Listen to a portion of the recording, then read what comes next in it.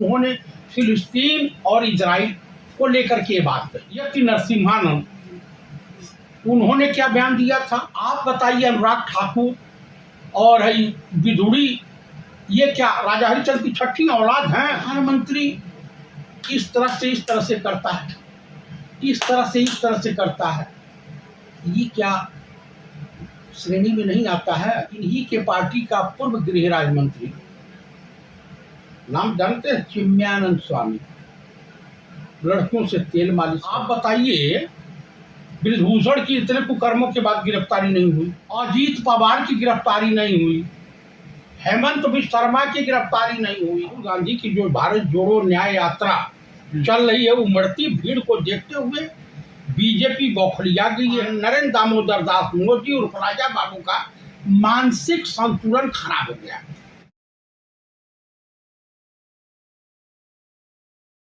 देखिए, बीजेपी अपने कुकर्म छुपाने के लिए तोहमत किसी पे लगा देगी। बीजेपी इस समय बैकफुट पे है। पंडित राहुल गांधी की जो भारत जोड़ो न्याय यात्रा चल रही है, उमड़ती भीड़ को देखते हुए बीजेपी बौखलिया गई है। बीजेपी वालों का और खास करके माननीय प्रधानमंत्री श्रीमान नरेंद्र दामोदर दास मोदी और राजा बाबू का मानसिक संतुलन खराब हो गया। दरअसल ये पार्लियामेंट में मुफ्ती साहब का दिमाग खराब हो गया। अरे आप मेरी बात आप सुनते जाइए। दरअसल भाजपा का जो राम मंदिर वाला मुद्दा था वो फेल हो गया। जब उपराष्ट्रपति के वहां बेरोजगार नौजवान धरने दे रहे हैं, मुर्दाबाद के नारे लगा रहे हैं, देश की बेटियां जंतर मंतर पर ईवीएम के खिलाफ बगावत हो चुकी है। देश में हर गली मोहल्ले में चुनाव आयोग जा कर के लोगों को दिखा रहा। महाराष्ट्र में ईवीएम की मशीनें गायब हो गई, हाँ, डेमो दिखाने वाली चोरी हो गई। तहसील के ऑफिस से 3 एसडीएम गिरफ्तार, जो जेल चले गए, सस्पेंड कर दिए गए और जेल गए। तो ये सब कुकर्म जनता जान गई है, इसलिए ये इनके ऊपर तोहमत लगा रहे हैं। आप मुझे बता दीजिए कि उन्होंने फिलिस्तीन और इजराइल को लेकर के बात कही, नाम भी किसी का नहीं लिया। लेकिन आप बताइए, यति नरसिम्हानंद उन्होंने क्या बयान दिया था आप बताइए। अनुराग ठाकुर और विदुड़ी ये क्या राजा हरिश्चंद्र की छठी औलाद हैं?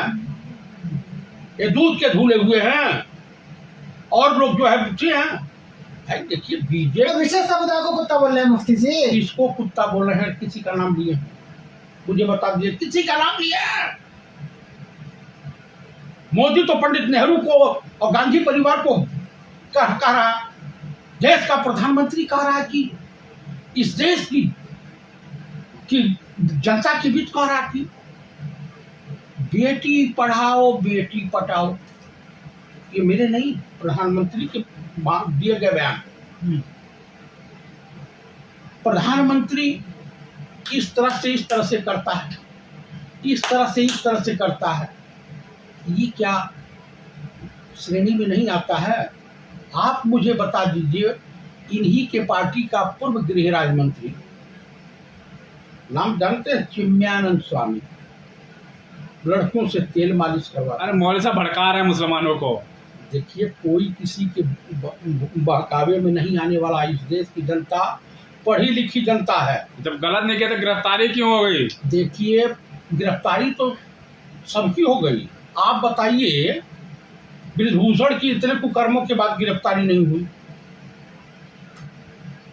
इनके तमाम एमपीज हैं, तमाम भ्रष्टाचारी हैं, उनकी गिरफ्तारी नहीं हुई। अजीत पवार की गिरफ्तारी नहीं हुई, हेमंत बिश्व शर्मा की गिरफ्तारी नहीं हुई। आप मुझे बता दीजिए, मौलवी साहब की तो हो गई। भाई मौलवी साहब बेचारे कमजोर हैं। एक कहावत है ना कि दुबरे की मेहरी भर गांव की सरहद। समझ गए? जो कमजोर होता है उसी को लोग, जो मजबूत होता है उसके पास जाने में भय लगता। कुत्ता बोल दिया है। किसको कुत्ता बोला? आपको बोला? किसी का नाम लिया? किसी के बारे में? फिर बिना गिरफ्तारी हो रही होगी। आप मुझे बता दीजिए, उनकी पुलिस है, कोर्ट उनका है, पंडित राहुल गांधी ने तो अंबानी के बारे में पार्लियामेंट में बोला था, तो पुराने मामले को उछाल करके और पूरा जो है इनकी सदस्यता रद्द करवा दिए। महुआ मोइत्रा ने सच बोला तो उनकी पार्लियामेंट की सदस्यता चली गई। इनके कितने गए? देश का उपराष्ट्रपति जब फंसता है, मिमिक्री होती है, तो कहता है ये किसानों का अपमान है, मैं जाट बिरादरी से आता हूँ, जाटों का अपमान है। अरे भाई, जाटों में कहावत है, झुका हुआ जाट और टूटी खाट किसी काम की नहीं हो। अभी जाट उपराष्ट्रपति हो, संवैधानिक पद पे हो, वहाँ बिरादरी कौन हो? आप मुफ्ती की बात की है, मुफ्ती की बात करिए आप। मुफ्ती साहब फैला रहे हैं नफरत, मुफ्ती जहरीले बोल, देखा नहीं गॉड मीडिया में। आप गलतफहमी के शिकार मत होइए। अगर आप हिंदू मुसलमान करना है तो मेरा बयान मत लीजिए। जहरीले बोल मीडिया चला रही है। मैं सेकुलरिज्म में विश्वास करता हूँ। ये भारत का संविधान है, सेकुलर है, किसी को कुछ नहीं। अगर इनकी गिरफ्तारी हुई है तो अनुराग ठाकुर गिरफ्तार करो, तुरंत मार, जेल बंद करो, 10 लाठी मार के। बिधुड़ी को जेल भेजो, 50 लाठी मार के भेजो ना जेल। कहां भेजते हो? मीडिया चला रही जहरीले बोल। जहरीले बोल, अरे काट डालेंगे मीडिया वाले जब जाएंगे जनता के बीच। जाए ना, अमित देवगन को भेजो कहीं जाओ, और तिहाड़ी चौधरी को भेजो, माफी वीर जो माफी मांग रहा, चोट्टा बेईमान, दलाली में जेल गया था तिहाड़, भेजो ना। चित्रा अग्रवाल को भेजो, अंजना मोदी को भेजो। अंजना मोदी कैसे आप? अरे उन्होंने ऑनलाइन शो में कहा कि मैं अंजना मोदी, मैं नहीं करूँगा। जुबान फिसल गई होगी। अच्छा, अब वो करें तो लीला, हम करें तो करेक्टर ढीला। उन्हीं की बात कर, हम करेक्टर ढीले वाले हैं। अरे गजब का बात है भैया। आप दंगाइयों का समर्थन कर रहे हैं। क्यों? मुफ्ती साहब ने जिस तरह से बयान दिया, माहौल ही खराब नहीं होता देश का। मोदी जी के अनुराग ठाकुर राजा हरिचंद की छठी औलाद हैं, प्रेम कुमार धूमल के बेटे हैं ना। आप मुझे बताओ, तो आप मुफ्ती साहब का बयान गलत नहीं मानते? बिल्कुल नहीं मानते। कट्टरता का समर्थन कर रहे हैं आप? मैं कट्टरता, सबसे ज्यादा कट्टर तो आरएसएस वाले होते हैं। आरएसएस आपको वाले सुनिए, राष्ट्रवादी संगठन है वो। देश का गद्दार है, अंग्रेजों का दलाल है, चाइनीज एजेंटों का है। ये सब चाइनीज एजेंट हैं, चाइना के हाथ बिके हुए हैं। असली ब्राह्मण नहीं है क्या आप? जिहादियों का समर्थन कर रहे हैं? ऐसा है कि मैं सच सनातनी ब्राह्मण हूँ, मैं फर्जी वाला नहीं हूँ, नकली नहीं हूँ। मुफ्ती का समर्थन करते हैं ब्राह्मण? हाँ भाई, ब्राह्मण वो ब्राह्मण होता है जो सब समाज को मार्ग दिखाता है, रास्ता दिखाता है। मौलवी साहब ने जो कहा तो ठीक कहा, मैं उसका समर्थन करता हूँ। बोलो क्या करोगे? गिरफ्तारी हो जाएगी आपकी भी? अरे गिरफ्तारी गए आज करो ना। समस्त हिंदुस्तान का सनातनी घुस जाएगा। कहाँ से घुसेगा, कहाँ से नहीं घुसेगा, पता चल जाएगा। टी राजा भी कह रहे हिंदू राष्ट्र बनेगा आप 26 में। कौन टी राजा? ये कौन है भाई? बीजेपी के विधायक। कहाँ के विधायक? हैदराबाद। टी राजा? हाँ, ये कौन वो है? ये कह रहे हैं 25 तक दोनों मंदिर तैयार हो जाएंगे अब, काशी मथुरा के, और 26 में हिंदू राष्ट्र बन जाएगा। तो कह जाए बनवाना 24 में, पहले आ जाओ तो केंद्र में आओ तो 24 में। इस बार ईवीएम मशीनों की होली जलाई जाएगी, समझ रहे हैं? ईवीएम मशीनों की जनता बूथों पे होली जलाई देगी, ऐसा उठा के पटकेगी, 400 पार मोदी जी। ऐसा वो ईवीएम मशीन को पकड़ेगी, वोट देने जाएगी ना। इंडिया गठबंधन ऐसा पटाखा जाएगा दड़ से। हाँ, समझ गई? हाँ, इंडिया गठबंधन को जनता पटकेगी। आप ऐसा ना कीजिए, जनता ढूंढ रही है, किसान भी अब घेराबंदी करने आ रहे हैं। इन लोगों का घर से निकलना दुर्लभ हो जाएगा। भाजपाई नेताओं का घर से निकलना दुर्लभ हो जाएगा। पब्लिक के बीच गए तो पुरता मजनू बने हुए दिखाई देंगे।